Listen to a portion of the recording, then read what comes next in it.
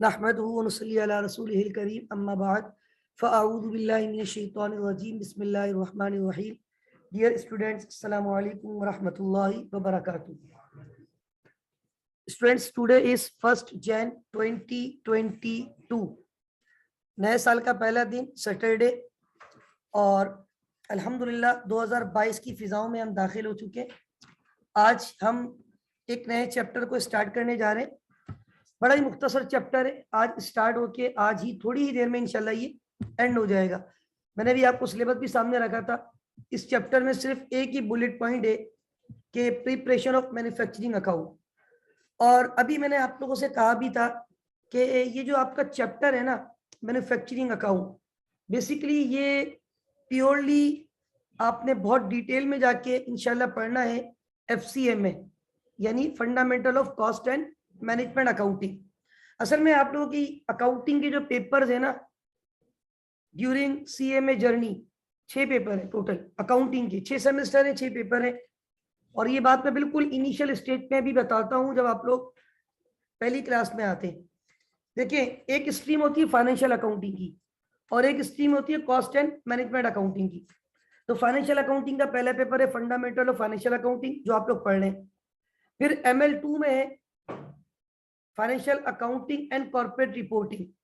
उसके बाद SL1 में है advance financial accounting and corporate reporting. मतलब 3 लेवल है, operational level, manager level, strategic level. तीनों में आपके फाइनेंशियल अकाउंटिंग के एक एक पेपर है और डेफिनेटली लेवल वाइज आपके पेपर है। इसी तरह अगर मैं बात करूं कॉस्ट एंड मैनेजमेंट अकाउंटिंग की, तो उससे रिलेटेड भी 3 पेपर है। और वो पहले लेवल 2 में होता था, मतलब ऑपरेशन लेवल 2 में होता था पहले ये पेपर FCMA वाला, लेकिन अब वो कहाँ चला गया ML1 में। यानी आपके मैनेजर लेवल में 2 पेपर हैं कॉस्ट एंड मैनेजमेंट अकाउंटिंग के। एक आपका FCMA fundamental of cost and management accounting, और एक ML2 के अंदर ही एडवांस मैनेजमेंट अकाउंटिंग, और फिर स्ट्रेटेजिक लेवल के अंदर स्ट्रेटेजिक मैनेजमेंट अकाउंटिंग। असल में ये 2 अलग अलग दुनिया है। अब वो क्या है, थोड़ा सा मैं ब्रीफ इंट्रो देकर फिर टॉपिक की तरफ जाऊंगा। देखिए, जब हम बात करते हैं ना अकाउंटिंग, सिर्फ अकाउंटिंग की बात करते हैं, तो हम कहते हैं accounting is the language of business. और ये मैं डे 1 भी कहता था कि अकाउंटिंग बिजनेस की लैंग्वेज है। फिर अकाउंटिंग की जब हम बात करते हैं और हम कहते हैं accounting is the language of business, तो जब हम बिजनेस की बात करते हैं ना, और आई थिंक सो कि ये बात मैंने आप लोगों से स्टार्टिंग में भी की होगी, मैं अक्सर करता हूँ, मैं यूज टू हूँ। मैं इनिशियली स्टेज पे अकाउंटिंग को डिफाइन करता हूँ, बिजनेस को डिफाइन करता हूँ। अच्छा, अब बिजनेस की एक तो हम कहते हैं types of business. Types of business 3 होती है। Number 1 is sole proprietorship, number 2 is partnership, and number 3 is company.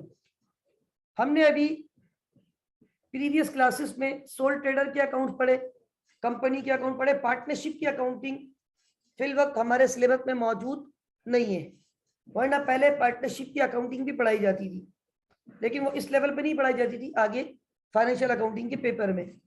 तो ये जो टाइप्स ऑफ बिजनेस है, ये तो बिजनेस की टाइप्स है ना, कि अगर सिंगल ऑनर है तो वो कौन सा बिजनेस है, सोल प्रोप्राइटरशिप। शाहनवाज ट्रेडर, तो उसका ऑनर कौन हो गया, शाहनवाज, वो सिंपल सिंगल ऑनर, ठीक है ना। सपोज करें कि 2 ऑनर हो, GMS यानी गुलाम मुस्तफा शाहनवाज, अब 2 पार्टनर हो गए, ठीक है भाई। तो अब ये जो GMS ट्रेडर हुआ, इसमें 2 से लेके 20 के दरमियान जो पार्टनरशिप है, ये बेसिकली आपकी क्या कहलाती है, पार्टनरशिप का बिजनेस। तीसरा होता है बहुत बड़े लेवल पे काम करना है, तो वो कंपनी का। अब कंपनी तो अपने एक नाम से चलती है, ठीक है ना।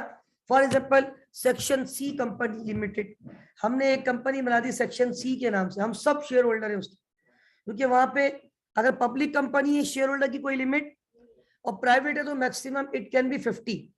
तो ये तो टाइप्स ऑफ बिजनेस है। अभी मैं टाइप्स ऑफ बिजनेस के ऊपर फोकस नहीं करने जा रहा हूं, मैं फोकस करने जा रहा हूं फॉर्म्स ऑफ बिजनेस। बिजनेस कितनी किस्म के होते हैं। अब नॉर्मली बिजनेस भी 3 किस्म के होते हैं। नंबर 1 इज, एक होता है मैन्युफैक्चरिंग, एक होता है ट्रेडिंग, एक होता है सर्विस। तो आज हमने मैन्युफैक्चरिंग को फोकस करना है। Number 1 is manufacturing. ये बात मेरे ख्याल में मैंने शुरू में बताई थी ये नहीं बताई थी। एक होता है ट्रेडिंग बिजनेस और एक होता है सर्विस सेक्टर। अच्छा, अब तक जो हमने अकाउंट पढ़े ना पिछली क्लासेस में, सोल ट्रेडर के अकाउंट, कंपनी के अकाउंट्स, वो सारे थे ट्रेडिंग बिजनेस के। अब आप बोलेंगे सर ये तो कहीं नहीं लिखा हुआ था ट्रेडिंग बिजनेस के थे, आप कैसे पहचानेंगे? ये पहचान आपको इंशाल्लाह आज की क्लास के बाद अभी हो जाएगी थोड़ी देर में। बात ये है कि मैन्युफैक्चरिंग, ट्रेडिंग और सर्विस, पहले तो हमें इन तीनों में डिफरेंशिएट करना आना चाहिए। मैन्युफैक्चरिंग कंपनी वो होती है जो अपनी प्रोडक्ट को खुद बनाती है। जे डॉट, आइडियाज, खाड़ी, बुनेंजा, ये सब कौन है? Manufacturing concern. ये अपनी प्रोडक्ट खुद बनाती है। ये तो मैंने टेक्सटाइल की बात की है। ऑयल सेक्टर में चले जाऊं, पीएसओ, शेल पाकिस्तान, ये सब कौन है? ऑयल कंपनीज है, मैन्युफैक्चरिंग। अगर मैं आगे चले जाऊं ऑटोमोबाइल इंडस्ट्री में, तो अगर आप देखिए इसमें हमारे पास Pak Suzuki, Hino Pak, Atlas Honda, ये गाड़ियां मोटरसाइकिल खुद बनाती है, मैन्युफैक्चरिंग कंसर्न है। हम फार्मा चले जाएं, जीएसके, एबर्ट, गेट्स फार्मा, ये सब क्या है? Manufacturing concern. मैन्युफैक्चरिंग कंसर्न क्या होती है? जो अपनी प्रोडक्ट को खुद बनाती है। अब जो प्रोडक्ट को खुद बनाती है ना, उसमें कॉस्टिंग का डिपार्टमेंट अलग होता है और फाइनेंस का डिपार्टमेंट अलग होता है। इवन जैसे ये आपकी गुल अहमद है, आइडियाज, कभी आप लोग उसकी फैक्ट्री गए? अगर आप में से कोई थोड़ा सा ये कायदाबाद की तरफ रहता हो या उस तरफ जाता हो, तो वहां जाते हुए रास्ते में अगर आप एयरपोर्ट से सीधा जा रहे हैं मलिर से आगे, तो राइट साइड पे यानी आने वाले रोड पे आपको सामने नजर आएगी आइडियाज का फैक्ट्री आउटलेट, और अंदर फैक्ट्री है, बहुत बड़ी फैक्ट्री है अंदर। वहां पे फाइनेंस की दुनिया अलग और कॉस्टिंग की दुनिया अलग।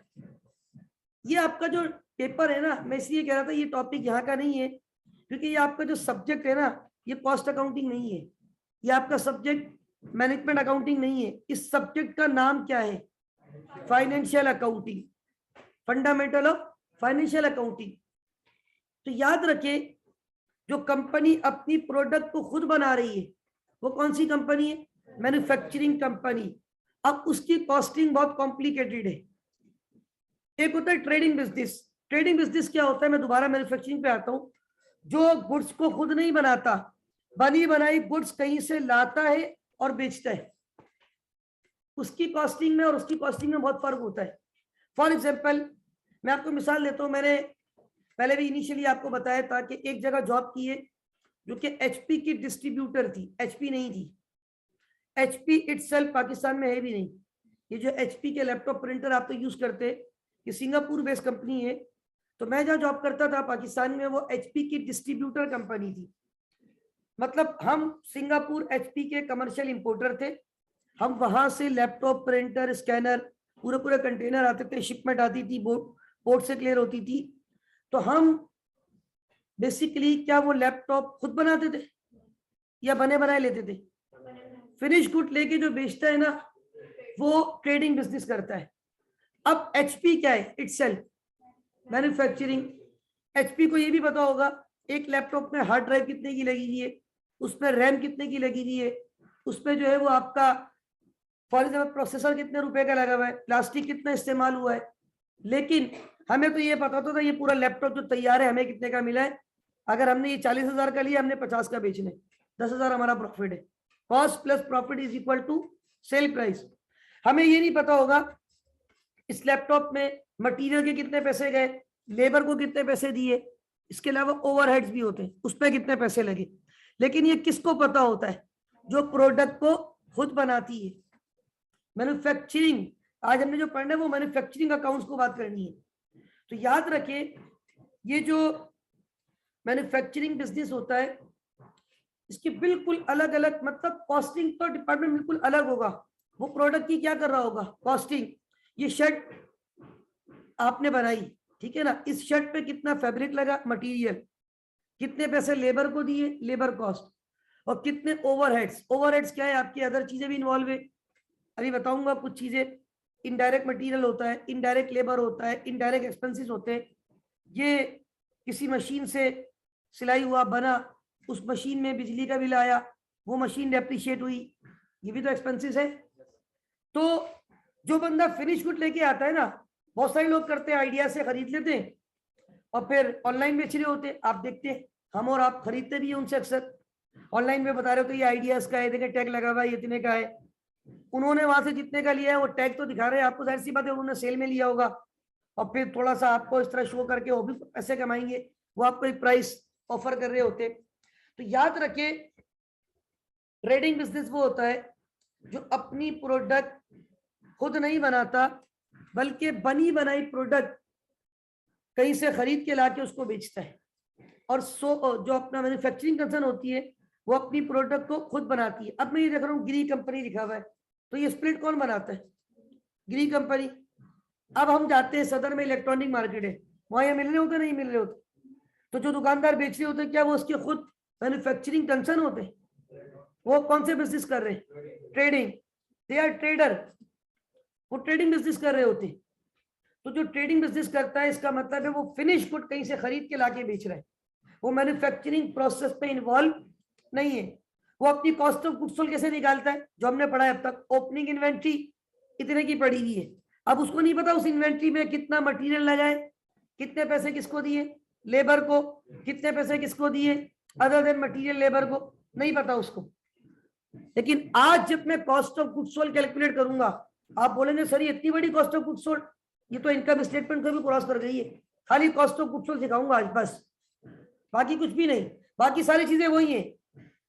भाई मैन्युफैक्चरिंग कंपनी भी अपने अकाउंट जब बनाती है तो वो क्या करेगी, स्टार्ट कहां से करेगी, सेल, सेल में से क्या माइनस करेगी, उसके बाद भी क्या आ जाएगा, ग्रॉस प्रॉफिट, फिर वो क्या माइनस करेगी, फिर क्या आ जाएगा, नेट प्रॉफिट।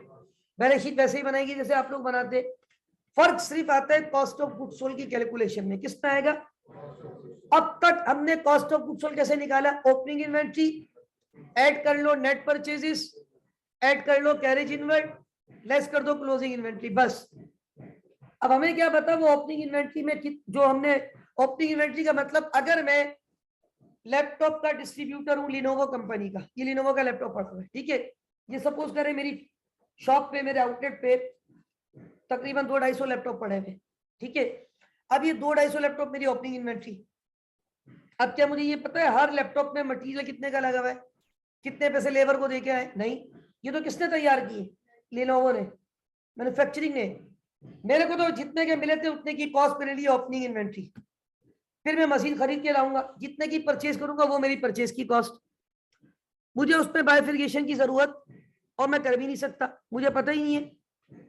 मेरा काम तो बस ये था कि ओपनिंग इन्वेंट्री इतने की है, मैं परचेज इतने की करके लाया, कैरिज की कॉस्ट इतनी दी, तीनों को प्लस कर लो, cost of goods available for sale, उसमें से क्या माइनस कर दो, एंडिंग इन्वेंट्री, तो हमारे पास क्या आ जाएगी, कॉस्ट ऑफ गुड्स सोल्ड। लेकिन जब मैं बात करूंगा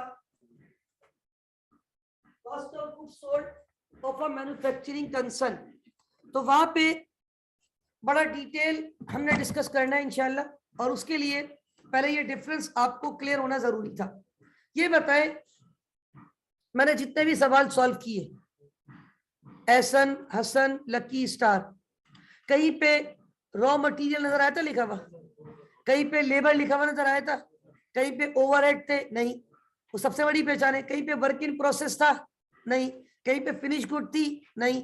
आज मैं बात करूंगा वर्क इन प्रोसेस, आज मैं बात करूंगा फिनिश गुड, आज मैं बात करूंगा डायरेक्ट मटेरियल, आज मैं बात करूंगा डायरेक्ट लेबर, आज मैं बात करूंगा indirect material, indirect labour, direct expense, indirect expense, work in process, finish good, फिर जाके कॉस्ट ऑफ गुड्स सोल्ड आएगी। भाई किसी फैक्ट्री पे जाओ ना, एक जगह पे मटेरियल ही मटेरियल पड़ा हुआ होगा, रॉ मटेरियल। फॉर एग्जांपल मैं अगर गिरी कंपनी में चले जाऊं, उसकी फैक्ट्री को विजिट करूं, आपको हो सकता है इंशाल्लाह अगर आपने कंटिन्यू किया ICMAP जर्नी को अपनी इंशाल्लाह, तो हो सकता है आपको किसी फैक्ट्री में विजिट भी करवाया जाएगा। नॉर्मली लेवल 2 या लेवल 3 में खासतौर पे ML1 जो है उस पे EM सब्जेक्ट है, इंटरप्राइज मैनेजमेंट। वो जब पढ़ाते हैं आपको तो उसमें चूंकि मैनेजमेंट से रिलेटेड चीजें होती है तो किसी ना किसी फैक्ट्री को विजिट करवाया जाता है। हमें भी लेके गए थे अपने स्टूडेंट लाइफ में, हमें लेके गए थे टपाल चाय। तो हम टपाल चाय के फैक्ट्री में गए थे, पूरी फैक्ट्री उन्होंने विजिट कर, पूरा एक यहाँ पे एक हाईएस्ट वगैरह कर लेते ये लोग, सबको उसमें स्टूडेंट को बिठाते लेके जाते, पिक एंड ड्रॉप। मतलब यही सुबह आप क्लास नहीं होती उस दिन, इस टाइम पे आपको ले आते हैं और दोपहर में तकरीबन 12:30-1 बजे आप लोग वापस आ जाते हैं। वो पूरी फैक्ट्री आपको विजिट करवाते हैं, ये रॉ मटेरियल पड़ा हुआ है, ये मैन्युफैक्चरिंग हो रही है, आपको प्रोसेस दिखाए जाते हैं। अक्सर मेरे तो बच्चे कभी जनरल टायर जा रहे होते, कभी कहाँ जा रहे होते, मतलब पता चल जाता है स्टूडेंट यहाँ घूम कर आए। तो देखिए ये फैक्ट्री विजिट क्यों करवाया जाता है, because you are going to be a cost and management accountant. आपको पता होना चाहिए कॉस्टिंग कैसे हो रही है, मैनेजमेंट कैसे की जाती है, कॉस्टिंग का प्रोसेस क्या है। लेकिन फिर मैं बार बार कह रहा हूँ ये टॉपिक इस सब्जेक्ट का टॉपिक नहीं है, बस एक रेलिवेंट हद तक हम इसको फिर भी कोशिश करूंगा जितना डिटेल से बता सकूं। तो बहरहाल अगर कोई मैन्युफैक्चरिंग कंपनी आप विजिट कर रहे हैं, फॉर एग्जाम्पल गिरी कंपनी चले गए आप लोग, वहां एक तरफ प्लास्टिक ही प्लास्टिक पड़ा हुआ होगा, क्या वो स्प्लिट है प्लास्टिक? वो रॉ मटेरियल है, उसको कहते हैं raw material which is to be use in production process. फिर आप एक जगह गए, वहां पे जो है वो कुछ स्प्लिट के शेप बने हुए हैं लेकिन उसके ऊपर अभी कुछ चीजें बाकी है। फॉर एग्जाम्पल ये शर्ट्स पड़ी हुई है लेकिन बटन नहीं लगे हुए, ठीक है, कढ़ाई होनी बाकी है वो नजर आ रहा है, लेकिन कढ़ाई या प्रिंट होना या बाकी है वो नजर आ रहा है, वो नहीं हुआ, वजह से ये हुई थोड़ी सी। बात ये है कि उसको कहते हैं वर्क इन प्रोसेस। क्या बोलते हैं? Partly completed, partly incompleted, partly completed, partly incompleted. फिर आप एक जगह जाएंगे, वहां कार्टन पैक स्प्लिट पड़े हुए, वो क्या है आपके पास? 100% completed and ready for cell, 100% completed and ready for cell. अब ये जो 100% completed and ready for cell है, दिस इज फिनिश गुड। क्या कहते हैं इसको? Finish good. तो मैन्युफैक्चरिंग कंपनी का जो ट्रायल बैलेंस होता है ना, उस पर फिनिश गुड होती है। मैन्युफैक्चरिंग कंपनी के ट्रायल बैलेंस पे वर्क इन प्रोसेस होता है, मैन्युफैक्चरिंग कंपनी के ट्रायल बैलेंस में रॉ मटेरियल होता है, मैन्युफैक्चरिंग कंपनी के ट्रायल बैलेंस पे लेबर की कॉस्ट होती है। क्या हमारे किसी ट्रायल बैलेंस में आई थी? इसका मतलब है वो सारे सवाल किसके थे? ट्रेडिंग। ट्रेडिंग वाला क्या होता है? फिनिश गुड पड़ी नहीं है, उसके पास वर्क इन प्रोसेस नहीं होता। मैं अभी लास्ट ऐसी बात करूं तो मेरे जहन में एक बात आ गई। लास्ट संडे जो है ना, यानी कल संडे आ रहा है, पिछले संडे की बात है, 26 दिसंबर थी, हमारे जानने वालों की महफिल थी मगरिब से ईशा में। हमारा मगरिब से ईशा का टाइम शॉर्ट होता है, फिर ईशा के बाद थोड़ी सी वो महफिल चली, तो मतलब उनका बैंगलो बना हुआ था ना, तो हम गए, महफिल हुई। महफिल के बाद थोड़ा सा वो बाहर कॉरिडोर होता है बैंगलो में, आप इंटर होते, तो वहां उन्होंने बिठा दिया था बिल्कुल ना। अच्छा, वहां जब महफिल के बाद एकदम मैंने देखा तो सामने बहुत सारे स्प्लिट पड़े हुए और पैक्ड। अच्छा, उसके इनर आउटर दोनों बॉक्स पे लिखा हुआ होता है ना, ये इनर है ये आउटर है, ये इनर है ये आउटर है। अच्छा, फिर मैं समझ गया कि यार इन लोगों का बिजनेस जो है ना वो किसका होगा? स्प्लिट का होगा। फिर मेरे ध्यान में एक बात भी आई, क्योंकि वो हमारे जो सूफी साहब है जो ये प्रोग्राम करवाते, तो उनकी कॉल आई थी मेरे पास संडे को कि ऐसे ऐसे महफिल है तो आप आइएगा। तो उन्होंने मुझे बताया था कि एड्रेस घर का समझाया था मुझे, फर्स्ट टाइम गया था मैं उनके यहाँ, और जो मस्जिद में आते जुमेरात को, हर शमसी साहब की बात कर रहा हूँ मैं, उनके थ्रू प्रोग्राम था। तो खत्म ख्वाजगान की महफिल होती है और फिर थोड़ी सी नाशरीफ वगैरह तो हमारी मस्जिद में भी होती है अल्हम्दुलिल्लाह हर जुमेरात को। तो बहरहाल उसके बाद जो है ना वो हम जो है वो क्या कहते हैं, उन्होंने मुझे कहा था, ये फोन पे भी बताया था कि वो बड़े मशहूर है, उनका सदर में जो है ना इलेक्ट्रॉनिक का बिजनेस है। मेरे जहन में फिर वो जुमला आया कि मुझे कॉल पे उन्होंने कहा था इनका अगर आपको एड्रेस नहीं मिले तो किसी से पूछ लेना कि इनके। फिर मैंने एकदम सोचा कि यार ये सारे, अब वो देखो मैं तो अकाउंटेंट हूँ, हम तो हर चीज को अपने अकाउंटेंट पॉइंट ऑफ व्यू से सोचते हैं। अब मैं समझता हूँ ये सारी क्या है इनकी इन्वेंट्री, ये सब क्या थी इनकी। लेकिन मैंने इतना अंदाजा लगा लिया कि वो मैन्युफैक्चरिंग मेरे हिसाब से नहीं थे शायद, वो क्या बिजनेस कर रहे होंगे? ट्रेडिंग। क्योंकि वो फिनिश गुड्स पड़ी हुई थी और बहुत सारी बल्क क्वांटिटीज में लाइन से, जैसे यहाँ मैं बहुत सारे स्पीड ला के रख दूं इनर आउटर, तो आप क्या सही घर पे लगाने के लिए रखे हुए नहीं, आप समझ जाएंगे यार इनका ये। बहुत सारे लोग होते हैं अपना बिजनेस करते हैं, स्टॉक होता है, बाज दफा शायद आपके आउटलेट पे जगह कम होती है, और बात दफा ये भी होता है जैसे अभी ये सीजन भी नहीं है एसी का, तो आउट ऑफ सीजन है अभी प्रोडक्ट, अभी नहीं बिक्री होगी, उन्होंने कहा यार जगह घेर रही है, इसको जो है आप घर पे रख लो, तो दीगर इश्यूज होते हैं, बहरहाल बहुत सारी चीजें होती है। तो इन शॉर्ट कहने का मकसद ये है, ये जो आपकी प्रोडक्ट्स होती है, अगर फिनिश प्रोडक्ट आपके पास रखी हुई है, इसका मतलब है आप उसको बनाते नहीं है, तो इसका मतलब है वो आपका कौन सा बिजनेस है, ट्रेडिंग। फिर वहां डायरेक्ट बोलते हैं ये परचेजेस है, बस ये क्या है, हमारे हर ट्रायल में क्या होती थी, परचेजेस, ओपनिंग स्टॉक, ये ओपनिंग स्टॉक, ये परचेजेस, ये क्लोजिंग स्टॉक, यही तो कॉस्ट ऑफ गुड्स निकालते। थोड़ा कॉन्सेप्ट सोचा करो, 10 लाख का ओपनिंग का माल था, 50 लाख का और खरीदा, कितना हो गया, लेकिन अभी आखिरी में खाली 20 लाख का पड़ा हुआ है, 40 लाख का कहाँ गया, बिक गया, कॉस्ट ऑफ गुड्स सोल्ड। बड़ी सिंपल कैलकुलेशन है, सिराते मुस्तकीम रास्ता है। तो बात ये है मेरे भाई, ये हमारे पास जो बिजनेस है इसमें 3 टाइप के जो बिजनेस है, 2 तो हमने डिस्कस कर लिए बहुत ज्यादा, तीसरा कौन सा है, सर्विस, तीसरा कौन सा है, सर्विस।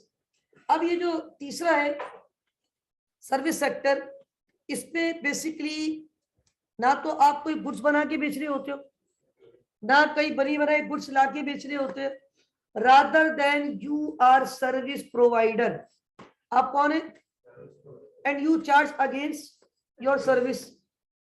अब बहुत सारे लोग हैं, लॉयर्स हैं, डॉक्टर्स हैं, टीचर्स हैं, इंजीनियर्स हैं, ठीक है ना, कंसल्टेंट है, ब्रोकर है। क्या ब्रोकर आपको घर बना के देता है? ब्रोकर तो आपका मिडिल मैन का काम कर रहा होता है between you and third person. किसी का घर बिकवाना है, अब वो क्या करेगा, आपको लेके जाएगा, आपसे भी कमीशन लेगा, उससे भी कमीशन लेगा, और वो घर बिकवा देगा। तो भाई वो कोई ये नहीं कर रहा होता कि घर बना के आपको दे रहा है, मैन्युफैक्चरिंग। हाँ, अगर बात करें मलिक रियाज, साइमा, पता नहीं कौन कौन से बिल्डर है मशहूर, ठीक है ना, तो ये लोग मैन्युफैक्चरिंग बाकायदा बनाते हैं, पूरे पूरे प्रोजेक्ट बनाते हैं, मछियारा ग्रुप, पत्नी क्या क्या नाम आपने सुने होंगे। तो याद रखिए, अब कुछ लोग सिर्फ सर्विस देते हैं और अपनी सर्विस के अगेंस्ट, आईसी में भी आपको क्या दे रहे हैं, सर्विस दे रहे हैं। क्या आईसी में आपको किताबें बेच रहे हैं कि हमारी किताबें खरीद लो, नहीं। क्या आईसी में कुछ बना रहा है, आईसी में सर्विस प्रोवाइडर है। तो भाई हमने, अच्छा अभी इत्तेफाक है वैसे तो नॉर्मली, क्योंकि आपका जो मैं बार बार कह रहा हूँ, आपका इस वक्त जो लेवल है ना, this is OL1। What is OL1? Operational level 1। इसके सब्जेक्ट का नाम क्या है, फंडामेंटल ऑफ फाइनेंशियल अकाउंटिंग। और ये फाइनेंशियल अकाउंटिंग प्योरली ज्यादातर किस पे बेस करी, आपकी ट्रेडिंग बिजनेस पे। सर्विस सेक्टर में क्या होगा, सर्विस सेक्टर में याद रखना कॉस्ट ऑफ गुड्स सोल्ड नहीं होगी, क्यों, वो गुड्स बनाते ही नहीं, तो कॉस्ट ऑफ गुड्स सोल्ड। अच्छा एक बात याद रखना, सर्विस में मतलब मैंने तो ये देखा है, बहरहाल हर बिजनेस का एक अपना वो होता है, लेकिन सर्विस पे मेरे हिसाब से प्रॉफिट मार्जिन ज्यादा होता है, क्योंकि सर्विस में आपकी कॉस्टिंग नहीं है ना, कम है ना भाई। देखिए अब मैं बीइंग टीचर अपनी बात करूं अल्हम्दुलिल्लाह, तो मैं देखिए रोजी देने वाला तो अल्लाह ताला की, अल्लाह ताला तो हर शे पे कादिर है, और वो तो किस तरह बंदों को नवाजता ही है हम सोच भी नहीं सकते। लेकिन मैं बाज़ दफा बहुत सारी चीजें सोचता हूँ यार, जैसे अब मैं बीइंग टीचर, मेरी कॉस्ट हद से हद क्या है, ट्रेवलिंग कॉस्ट, बस यही है ना। बाकी टाइम तो देखो हर बिजनेस में दे रहे हैं। अब मैं मिसाल लेता हूँ, मेरा अपना भाई है, वो कपड़ों का काम करता है, ठीक है ना, अब टाइम तो उसको भी देना है सुबह से शाम दुकान पे। दूसरी बात, अब कपड़े लाने आपको खरीद के, और जो ला रहे हैं वो कॉस्ट लग रही है, उसके ऊपर प्रॉफिट ऐड करके आपको बेचना है, ऊपर के पैसे वो आपकी सेविंग है। अब यहाँ क्या होता है, सर्विस में जो भी आ रहा है मतलब वो टोटल आपका जो है वो प्रॉफिट है, ऐसी बात है ना। तो बात ये है कि डिफरेंट टाइप को, अगर कोई ऐसा, क्या मैंने कोई ऐसा ट्रायल बैलेंस दिखाया आपको जिसपे कॉस्ट ऑफ गुड्स सोल्ड ना हो, नहीं। मैं भी एक दो जगह ना, एक दो दिन पहले एक जगह पे एक सवाल सॉल्व कर रहा था, और मेरे ख्याल में ML2 में पढ़ा रहा था एक जगह इनकम स्टेटमेंट। तो मैंने वहां देखा कि उन्होंने लिखा सेल, सेल में से माइनस किया ऑपरेटिंग कॉस्ट, हाँ ये कल परसों की बात है, तो सेल में से क्या माइनस किया, ऑपरेटिंग कॉस्ट, और डायरेक्ट प्रॉफिट आ गया। मतलब कौन सी कॉस्ट नहीं आई? तो मेरे बच्चों को बोला मुझे लग रहा है शायद ये कौन सी कंपनी, ये सर्विस है। ये दिखाता हूँ आपको, मैंने तबानीज में ये ML2 की क्लास में, वहां भी ICB की क्लासें भी होती है। तो ये मेरा TS से FACR, अगर मैं आपको इस फोल्डर में दिखाऊं, इधर देखिएगा प्लीज लुक एट दिस। ये IS 12 में पढ़ा रहा था और इसमें मैंने एक सवाल बच्चों को करवाया था, पाक लिमिटेड। तो पाक लिमिटेड के सवाल को देख के जो है ना, वो हमारे हाफिज साहब बड़े मजाक भी करते हैं। वो हाफिज ईशान साहब की बात बता रहा हूँ, वो उनके घर वालों ने बोला फैन लेना है पाक लिमिटेड का ले लो, तो कहना बाकी क्या ना पाक है क्या भाई। तो भाई बहरहाल बात ये है, अब ये पाक लिमिटेड देखें, ये पाक लिमिटेड नजर आ रहा है आपको, ये ट्राई बैलेंस लिखा हुआ है। सबसे पहले क्या दी हुई है? सेल के फौरन बाद ऑपरेटिंग कॉस्ट। अब इसलिए वो रिक्वायरमेंट क्या है, क्या बनानी है आपको? अब मैंने ये बनाई SOPL, नजर आ रही है SOPL। सबसे पहले मैंने क्या लिया? सेल में से मैंने कॉस्ट ऑफ गुड्स मैनेज नहीं किया, क्या मैनेज किया? और डायरेक्ट बोल दिया profit before interest and tax. अच्छा, आप लोग का लेवल अभी इंटरेस्ट और टैक्स पे नहीं गया है, वरना आप इंटरेस्ट भी माइनस करते हैं और टैक्स भी माइनस करते हैं। इकोनॉमिक्स में पढ़ा होगा आपने। तो ये PBIT आ गया। हालांकि हम सेल में से पहले क्या माइनस करते? कॉस्ट ऑफ, इसमें कॉस्ट ऑफ गुड्स सोल्ड नहीं है, ट्रायल बैलेंस में कुछ भी नहीं था। तो मैंने बच्चों को बोला मुझे लग रहा है ये कंपनी बेसिकली सोल प्रोप्राइटर लग रही है मुझे, सॉरी सर्विस सेक्टर लग रहा है। तो भाई सर्विस सेक्टर में आपकी कॉस्टिंग नहीं होती, सर्विस सेक्टर में आपकी कॉस्टिंग नहीं होती। तो बहरहाल तो हमारे पास ये जो 3 टाइप के बिजनेस है, मैन्युफैक्चरिंग, ट्रेडिंग और सर्विस। मैन्युफैक्चरिंग वेरी सिंपल, आप जीरो से प्रोडक्ट खुद बनाते हो, जीरो से, मतलब बेसिक रॉ मटेरियल से लेके फिनिश गुड तक। ये फर्नीचर, अगर फर्नीचर की फैक्ट्री है, वहां पे लकड़ी, इसके अंदर पता नहीं कौन कौन सी चीजें आपको नजर भी नहीं आ रही, वो भी मटेरियल है, उसको बोलते हैं इनडायरेक्ट मटेरियल। क्या बोलते हैं? ये लकड़ी है, ये कौन सा मटेरियल है? डायरेक्ट। अभी बताऊंगा direct labour, indirect labour, direct expense, indirect expense, work in process, finish good, ये सारी बातें हम डिस्कस करने जा रहे हैं। तो manufacturing company basic raw material से स्टार्ट करती है और उसको किस में कन्वर्ट कर देती है? फिनिश गुड में। जो ट्रेडिंग बिजनेस होता है वो बनी बनाई गुड्स लेके आता है, बस ये लेकर आ गया कपड़ा। अब जैसे मेरा भाई, मैंने कहा कि कपड़ों का अल्हम्दुलिल्लाह काम करता है, तो वो क्या करता है, बहुत सारे ऐसे होलसेलर हैं जिनके पास वो जाते हैं, कभी कभी मुझे ही बेचते, मैं भी जाता हूँ वहां से। वो क्या वहां जाके खुद ही कपड़े बनाते, बने बनाए सूट लेकर आते हैं और वो अल्हम्दुलिल्लाह आगे सेल करते हैं। तो ये बिजनेस क्या हो गया? ट्रेडिंग। मैं अपनी मिसाल दूं अल्हम्दुलिल्लाह, तो ये क्या है? सर्विस। मैं ये तो नहीं बोलता आने के बाद दिस इज माय बुक, ये मैंने बुक बनाई है भाई, ये बुक परचेज कर लो, नहीं, मैं तो आता हूँ अपना पढ़ाता हूँ चला जाता हूँ, क्योंकि मेरा काम अल्हम्दुलिल्लाह सर्विस देना है। I am service provider. हम बार्बर के पास जाते तो क्या सर्विस देता है, सर्विस के अगेंस्ट चार्ज कर लेता है। तो याद रखिए ये जो 3 टाइप के बिजनेस है, मैन्युफैक्चरिंग बिजनेस, ट्रेडिंग बिजनेस और सर्विस सेक्टर।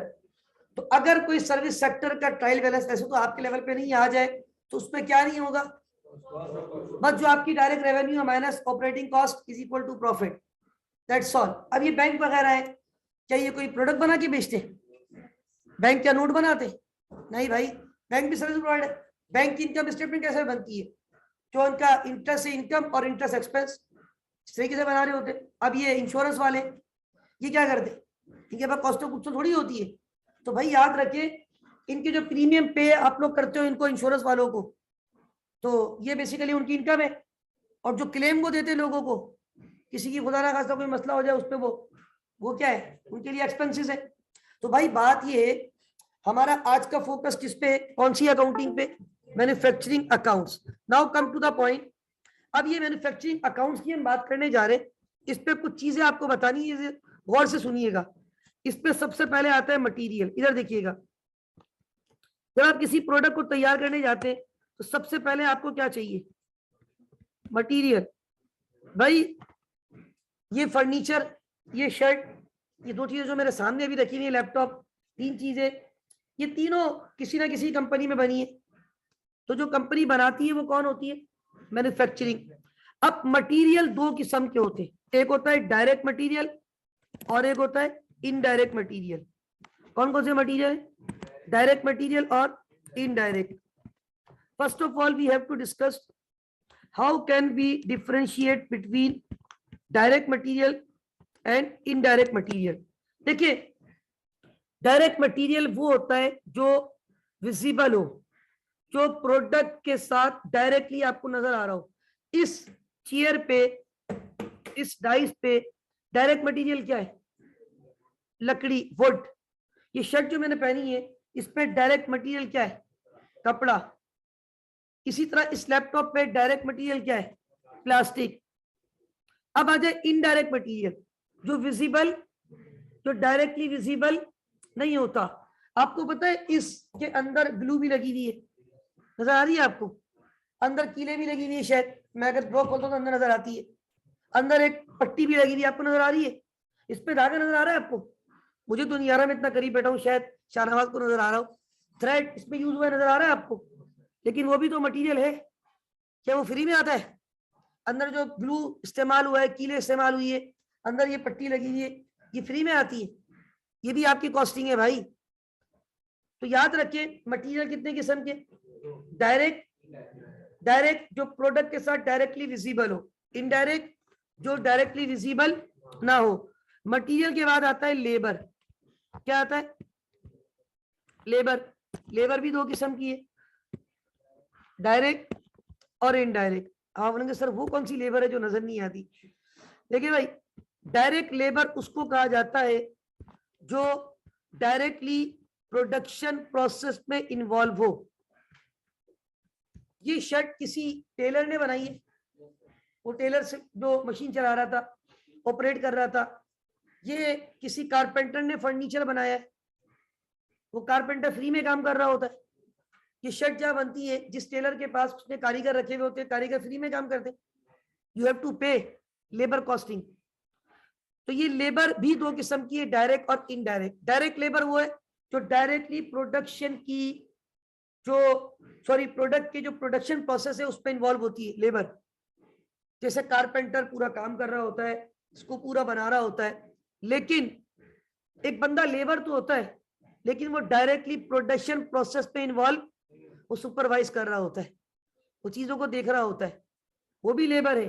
बट वो डायरेक्ट है या इनडायरेक्ट है? वो डायरेक्टली एसोसिएट प्रोडक्ट के साथ, लेकिन जो प्रोडक्ट के साथ डायरेक्टली एसोसिएट है वो क्या है? डायरेक्ट। अब आ जाए एक्सपेंसेस। क्या है? मटेरियल कितने किस्म के थे? लेबर कितनी किस्म की थी? एक्सपेंसेस भी कितनी किस्म के होंगे? कौन कौन से? देखिए, आपको तो पहले से पढ़ के आया माशाल्लाह, ओवर क्वालिफाइड है। कितने किस्म के एक्सपेंसेस है? दो, डायरेक्ट और इनडायरेक्ट। डायरेक्ट और, अब ये एक्सपेंसेस डायरेक्ट और इनडायरेक्ट कैसे होते हैं? देखिए, कुछ एक्सपेंसेस ऐसे हैं आपके जो डायरेक्टली, फॉर एग्जांपल हम कहते हैं ना carriage cost.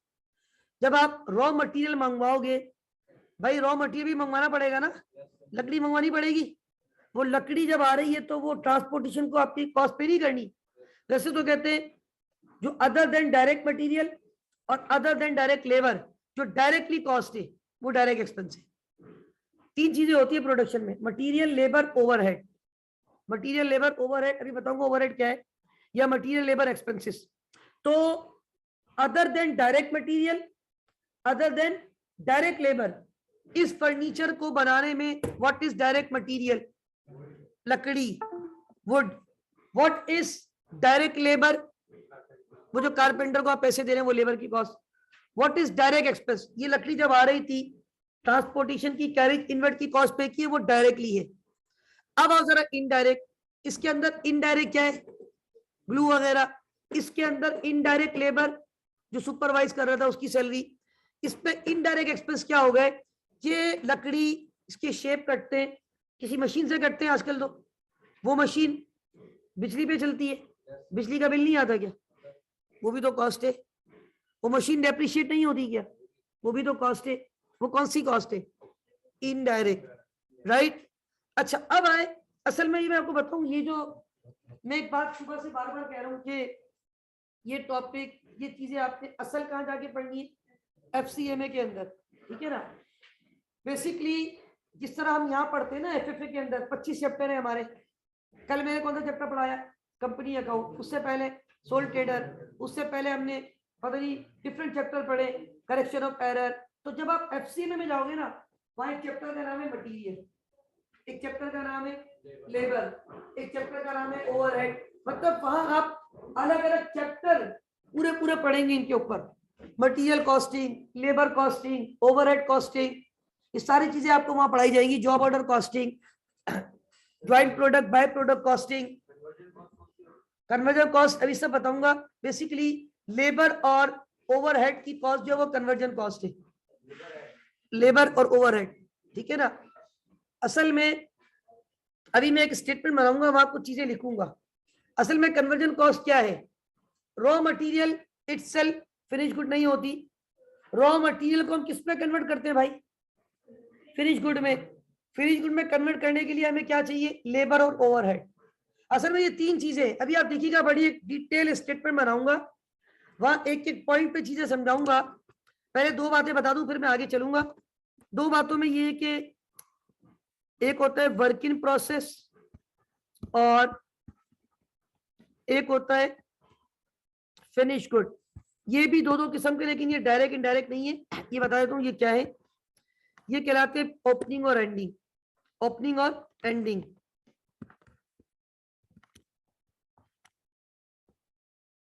Opening work in process, ending work in process. Opening finish goods और कौन सी फिनिश गुड्स होंगी?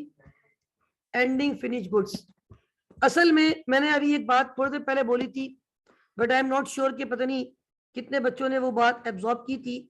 मैंने कहा था जो हम नॉर्मली इनकम स्टेटमेंट और बैलेंस शीट एसओपीएल और एसओएफपी बनाते हैं, और अब तक 3 4 5 सवाल में करवा चुका हूँ, 4 सवाल एटलीस्ट।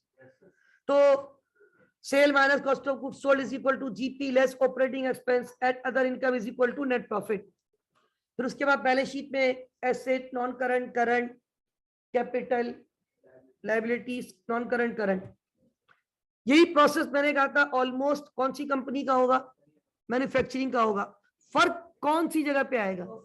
वेरी गुड, कौन सी जगह पे आएगा? तो ये कॉस्ट ऑफ गुड्स सोल्ड की जो मैं स्टेटमेंट बनाऊंगा ना अभी, उस पर ये 5 चीजें बड़ी इंपॉर्टेंट होंगी आपकी।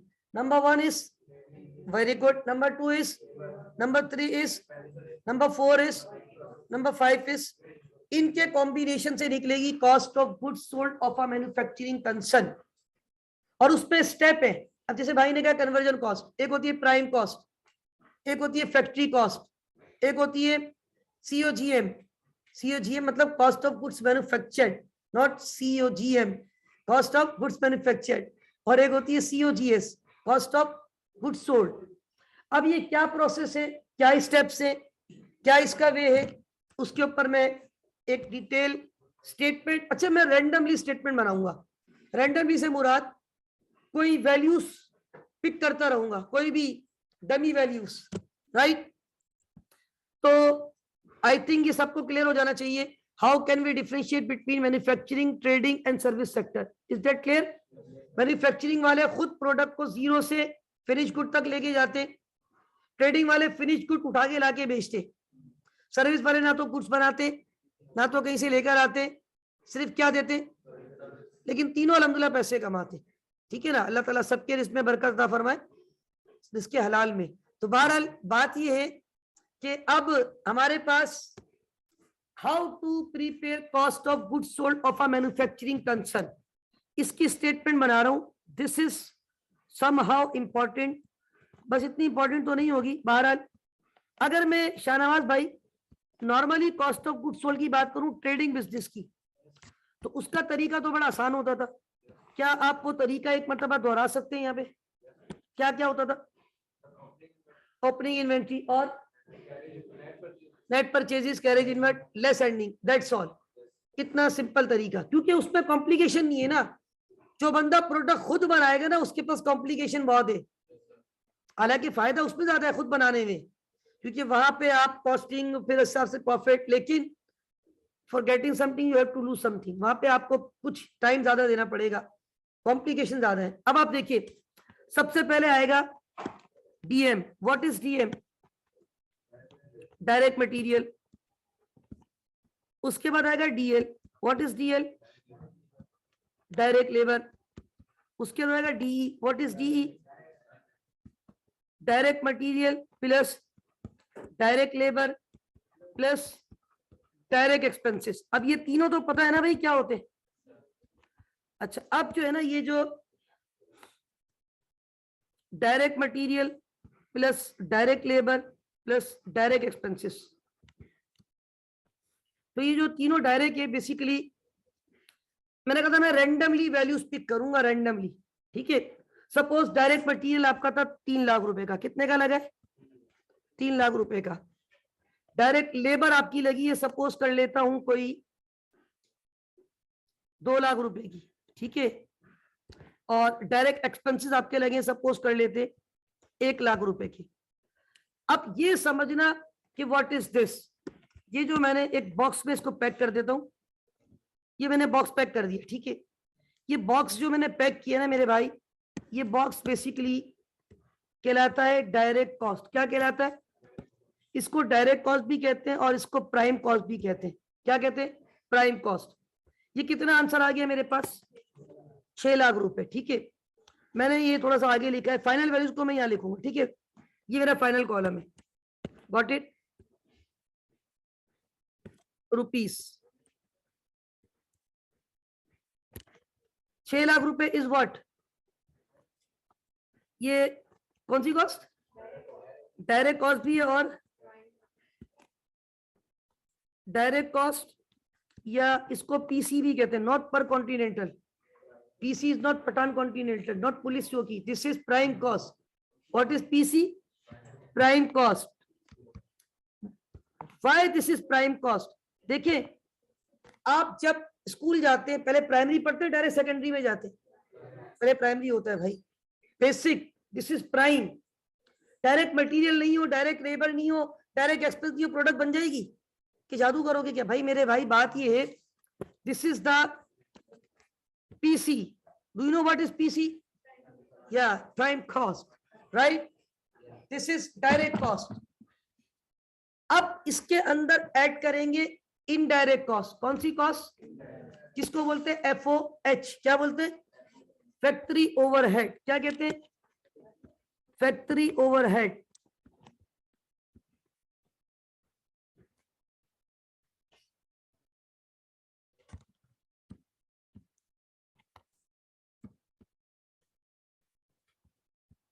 अच्छा, अब ये जो फैक्ट्री ओवरहेड है पब्लिक, इसको बोलते हैं आईसी। What is IC? या indirect cost. Now what is this? How to calculate this? This is very straight. मैं एक लाइन लिखूंगा तो शायद आप लोग समझ जाएंगे। बताएं, इनडायरेक्ट मटेरियल। देखिए हमारे शाहनवाज भाई बड़े स्मार्ट चल रहे हैं। और शाहनवाज भाई आगे बताओ। Indirect labour, indirect expenses. इसका मतलब ये हुआ कि जो डायरेक्ट कॉस्ट है वो पीसी है और जो इनडायरेक्ट कॉस्ट है वो FOH है, फैक्ट्री ओवरहेड, राइट? ज्यादा कॉस्ट कौन सी होती है, डायरेक्ट होगी या इनडायरेक्ट होगी? वेरी गुड, क्योंकि डायरेक्टली जो चीजें वो तो ज्यादा नजर आती है, वो ज्यादा लगती है। अब मैं इसको थोड़ा कम कर देता हूँ, जैसे वो 3 लाख था, इसको मैं ले लेता हूँ कोई 80,000 कर दूं, और इसके अंदर जो लेबर है वो 70,000 कर देते हैं, और इसको 50,000, तो ये 2 लाख पूरे हो गए। This is 2 lakh. 2 लाख है ना? ये 2 लाख रुपए जो है ना, दिस इज कौन सी cost? Indirect cost. This is, ये इनडायरेक्ट कॉस्ट तो है, लेकिन इसको FOH कहते हैं। क्या कहते हैं? What is FOH? Factory overhead. Factory, इसको मैंने बॉक्स पैक कर दिया। ठीक है, और इसकी अमाउंट लिखूंगा नीचे यहाँ पे अगली लाइन पे। This is 200,000। Am I right? सही है ना भाई? What is this? हाँ, बेसिकली ये आपका इनडायरेक्ट कॉस्ट है। This is FOH, factory overhead.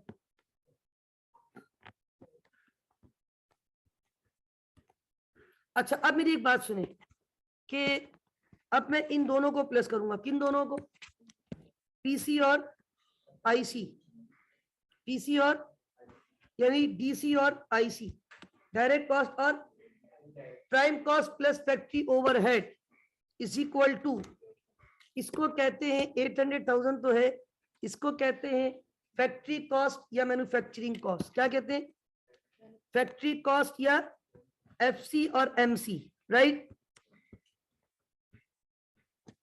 Factory cost या मैन्युफैक्चरिंग कॉस्ट।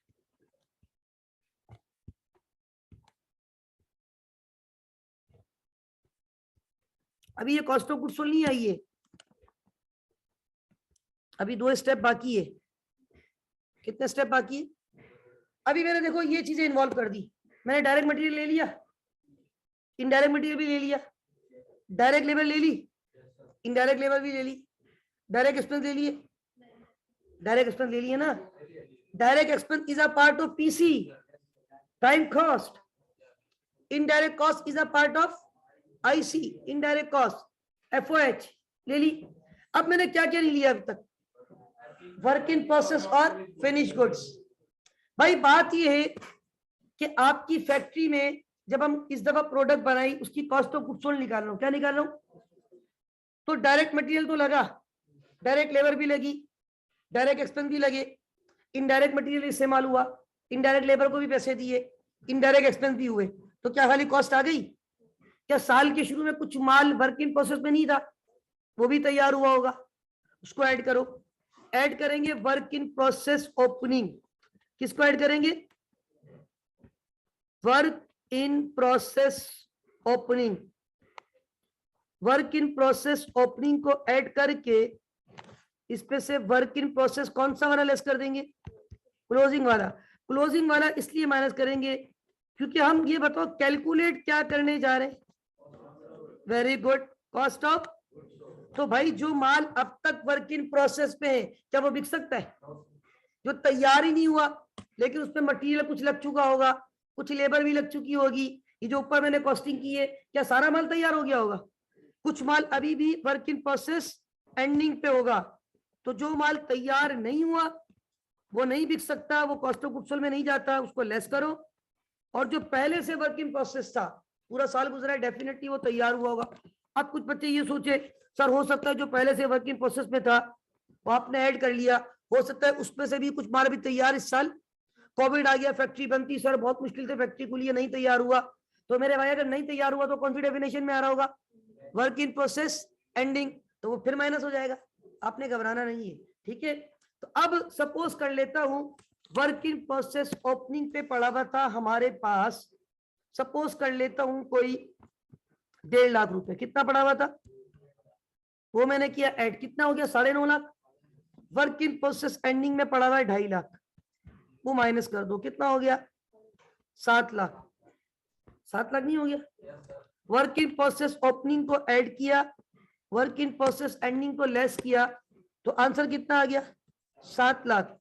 अभी भी कॉस्ट ऑफ गुड्स सोल्ड नहीं आई है, this is CO GM, this is CO GM, मतलब cost of goods manufactured, cost of या COGM, cost of goods manufactured, ये वो कॉस्ट है जो आपने इस साल में गुड्स बनाई है।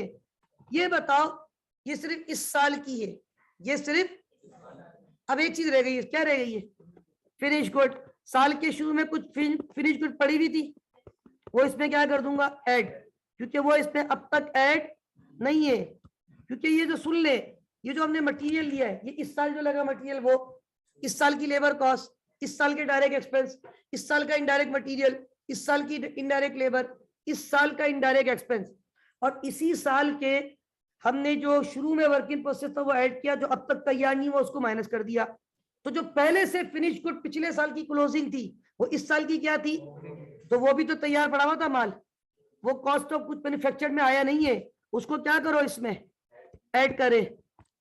तो अब ये बताए, सपोज कर लेता हूं ओपनिंग पे मेरे पास, सपोज कर लेता हूं कोई 4 लाख रुपए की गुड्स पड़ी हुई थी, कितने की पड़ी हुई थी 4 लाख, वो ऐड की, और कुछ फिनिश गुड्स ऐसी है जो बच गई, जो बच गई वो नहीं बिकी, जो बच गई तो वो भी तो इसमें ऐड हो गई, क्योंकि जो भी तैयार किया इस साल वो माल टोटल कितने का पड़ गया 7 लाख, और 7 लाख के बाद जो पहले से माल तैयार पड़ा था वो कितना था।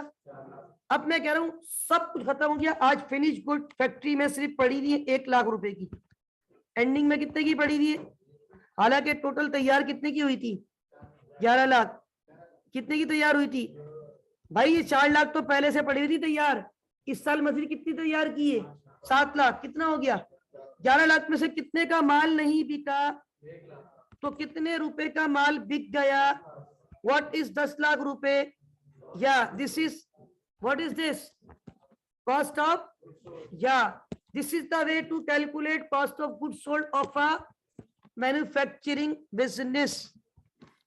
ट्रेडिंग में तो बड़ा आसान होता है, opening inventory at purchases at carriage inward less ending is equal to cost of goods sold, but to calculate cost of goods sold of a manufacturing concern we need to calculate this like this, cost of goods sold. ये हमारा अब cost of goods sold की statement तैयार हो गई है, और ये आप लोग बड़ा डिटेल से दोबारा जाके पढ़ोगे इंशाल्लाह जब आप बड़े हो जाएंगे और आप लोग इंशाल्लाह FCMA तक पहुंच जाएंगे, तो फिर इंशाल्लाह आप लोग कॉस्ट ऑफ गुड्स सोल्ड की फिजाओं में जाएंगे ऑफ अ मैन्युफैक्चरिंग कंसर्न। अब आप देखिए ये कहलाती है cost of goods sold statement of a manufacturing concern.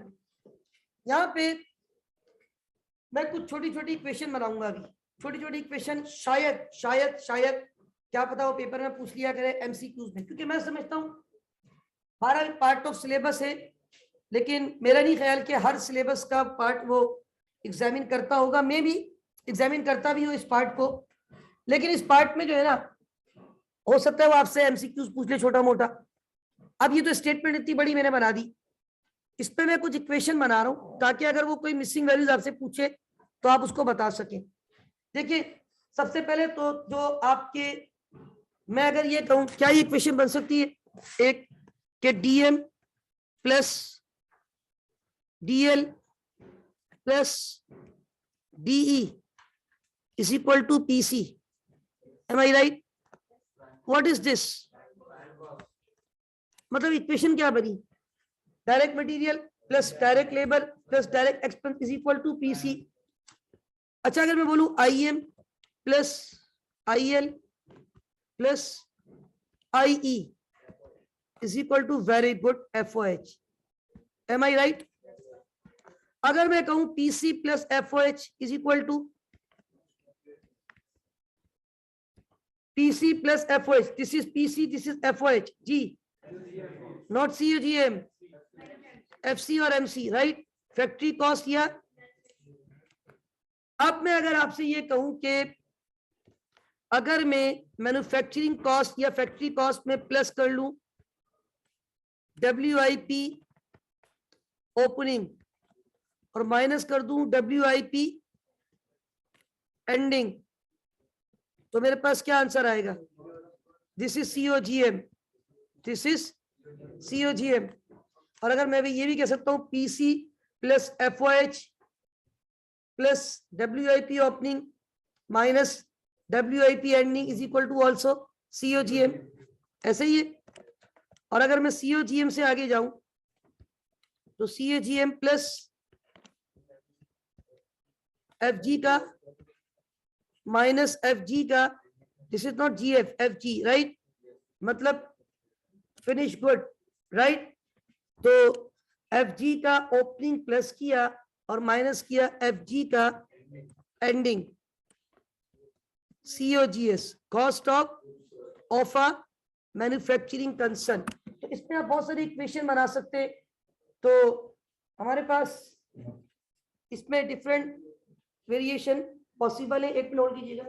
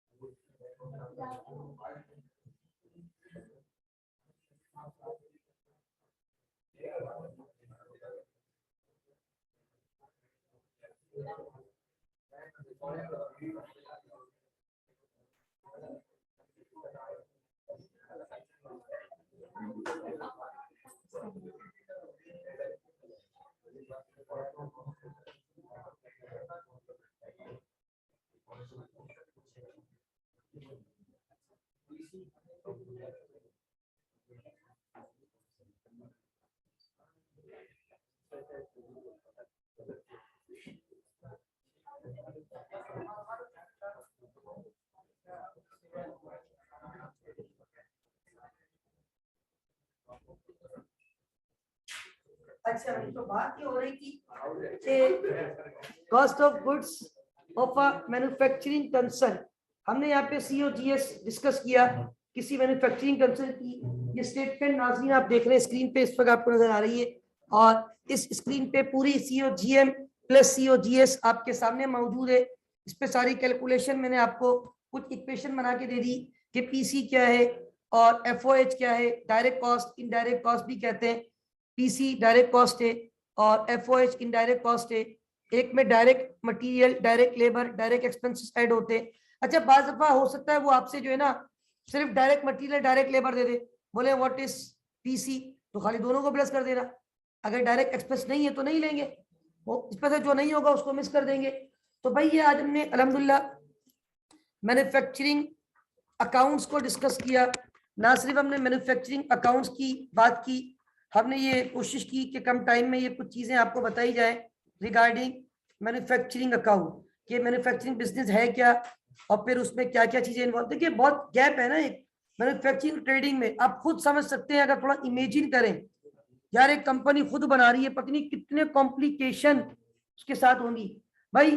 Raw material खाली रॉ मटेरियल नहीं होता मेरे भाई, उस रॉ मटेरियल से फिनिश गुड तक पहुंचाने में कितनी चीजें हैं, कितने प्रोसेस है, कितनी चीजें हैं। हम तो बस फिनिश गुड, अब जो बंदा ट्रेडिंग कर रहा है वो क्या है, बट डायरेक्ट ला रहा है इतने की और बेच रहा है आगे। तो बहरहाल in short we have different types of business, different forms of business. तो हमने अब तक ज्यादातर फोकस किया था ट्रेडिंग पे, और आप ट्रेडिंग पे ही अपना माइंड अभी रखिएगा। मैं बार बार कह रहा हूँ ये बातें इंशाल्लाह आपको याद आएंगी अगर आप ML1 पे पहुंचेंगे, वहां FCA में पढ़ेंगे तो पूरा पूरा वो तो पूरा सिलेबस ही, पूरा कोर्स आपको यही पढ़ाया जाएगा। मटेरियल ऐसे होता है, ये लेबर, ये ओवरहेड, इन्वेंट्री, क्योंकि वो टोटल आपने कॉस्ट अकाउंटिंग पढ़नी है। ये आप कौन सी अकाउंटिंग पढ़ रहे हैं, फाइनेंशियल अकाउंटिंग। तो there is a big difference between financial and cost accounting. तो दैट्स व्हाई हम इसको इस तरीके से देख रहे थे। ये पूरे इसमें खासतौर पे 5 एलिमेंट बड़े इंपॉर्टेंट है, material, labour, expenses, work in process, finish good, और इन सब के कॉम्बिनेशन से हम क्या निकालते हैं, कॉस्ट ऑफ गुड्स सोल्ड। और ये जो हम माइनस कर देते ना एंडिंग वाला, वो इसलिए करते हैं जो एंडिंग पड़ा हुआ है ऑफिस पे वो तो नहीं बिका, वो कैसे कॉस्ट ऑफ गुड्स सोल्ड हो सकती है शाहनवाज भाई। कॉस्ट ऑफ गुड्स सोल्ड तो वो होगी जो माल हमने बेच दिया, और जो बचा हुआ है वो बिका नहीं, जो बिका नहीं वो एंडिंग इन्वेंट्री। और एक बात और सुन लें, इसकी जो एंडिंग इन्वेंट्री होती है ना जो बैलेंस शीट पे जाती है, इसकी इन्वेंट्री में 4 चीजें हैं। क्या क्या है मैं यहाँ पे लिख देता हूँ। अगर आपसे कोई पूछ ले कि हम अगर बैलेंस शीट बना रहे और इन्वेंट्री की बात करें of a manufacturing concern, inventory की बात की जाए ऑफ अ मैन्युफैक्चरिंग, अब तक हमने जितने भी सवाल सॉल्व किए सारे ट्रेडिंग के थे, और हम देखते थे नीचे adjustment, ending inventory this is this, मतलब वही आपकी क्या होती थी, एंडिंग इन्वेंट्री, क्योंकि वो डायरेक्ट फिनिश गुड में होती थी ना, रेडी फॉर सेल। लेकिन इसकी एंडिंग इन्वेंट्री में क्या क्या शामिल होगा, number 1 is direct material. Direct material जो बच गया साल के आखिर में, वो क्या है इसके लिए, ending inventory. Number 2 is indirect material,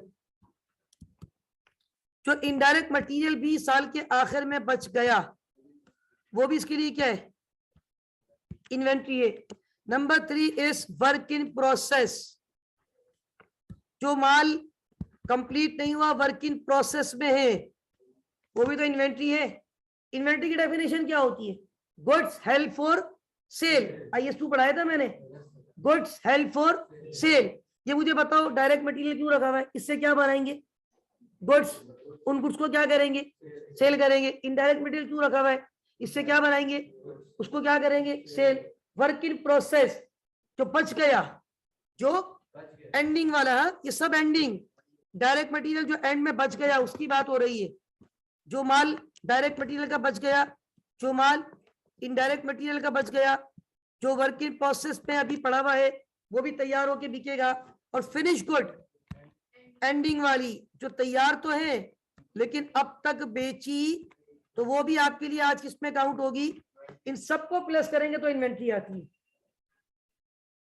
यानी कि direct material, indirect material, work in process, finish goods, ये जो डायरेक्ट मटेरियल या इनडायरेक्ट मटेरियल है जो बच गया उसको बोलते हैं रॉ मटेरियल। क्या बोलते हैं, which is to be use in production process. तो कहां इस्तेमाल होगा, work in process, partly completed, partly finish good, 100% completed and ready for sale. तो अल्हम्दुलिल्लाह ये चैप्टर हमने कवर किया और आप लोग इसको देख लीजिएगा। तो दैट्स ऑल फॉर टुडे। अल्लाह हाफिज व नासिर, पाकिस्तान जिंदाबाद।